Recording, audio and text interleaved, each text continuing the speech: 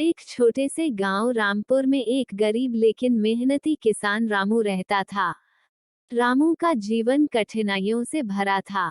उसके पास थोड़ी सी जमीन थी जिस पर वो सब्जियां और अनाज उगाता, लेकिन मौसम की मार और सूखे की वजह से उसकी फसलें अक्सर बर्बाद हो जाती थीं। फिर भी रामू ईमानदारी से मेहनत करता रहा और भगवान पर विश्वास बनाए रखा। एक दिन रामू जंगल के किनारे अपनी बैलगाड़ी से लकड़ियां लेकर लौट रहा था कि रास्ते में उसे एक बूढ़ा साधु मिला। साधु ने रामू से पानी मांगा। रामू ने बिना सोचे समझे अपने पानी का घड़ा साधु को दे दिया। साधु ने पानी पिया और मुस्कुराया। तू बहुत नेकदिल इंसान है, साधु ने कहा, मैं तुझे एक खास चीज देता हूँ। साधु ने अपनी झोली से एक चमकीला सुनहरा बीज निकाला और रामू को देते हुए कहा, इसे अपनी जमीन में लगाना। ये कोई आम बीज नहीं है। इससे जो फल उगेगा वो तेरे जीवन को बदल देगा। लेकिन याद रख, इस बीज को लगाते समय लालच मत करना, और जो भी हो, इस पौधे का ध्यान प्रेम से रखना। रामू ने साधु को धन्यवाद कहा और बीज लेकर घर चला गया। अगले दिन रामू ने वैसा ही किया जैसा साधु ने कहा था।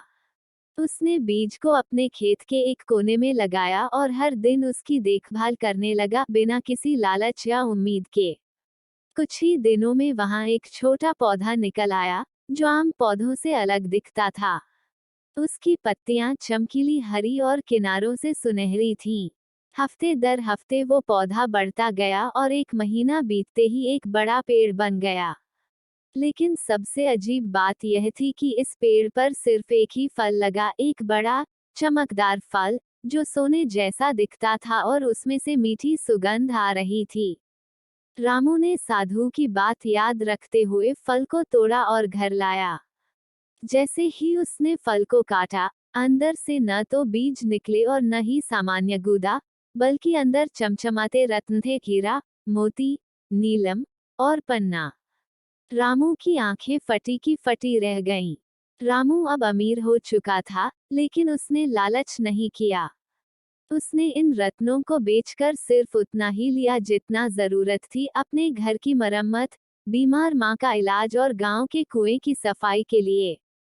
हर महीने पेड़ पर एक नया फल उगता और हर बार उसमें नए बहुमूल्य रत्न होते।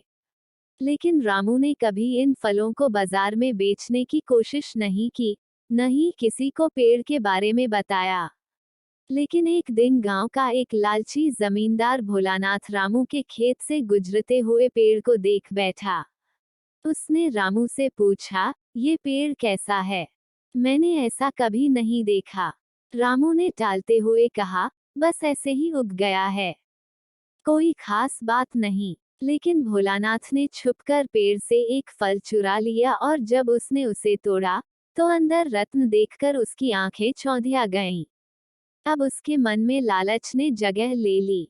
अगली रात वो अपने नौकरों के साथ आया और पेड़ को काट दिया। लेकिन जैसे ही कुल्हाड़ी पेड़ को लगी, एक जोरदार चमक हुई और भोलानाथ और उसके नौकर बेहोश होकर गिर पड़े। सुबह रामू खेत पर पहुंचा तो पेड़ गायब था और जमीन काली पड़ चुकी थी, जैसे वहां कभी कुछ उगा ही न हो। उसी दिन गांव में भारी तूफान आया, जमींदार की हवेली गिर गई और उसकी सारी संपत्ति नष्ट हो गई।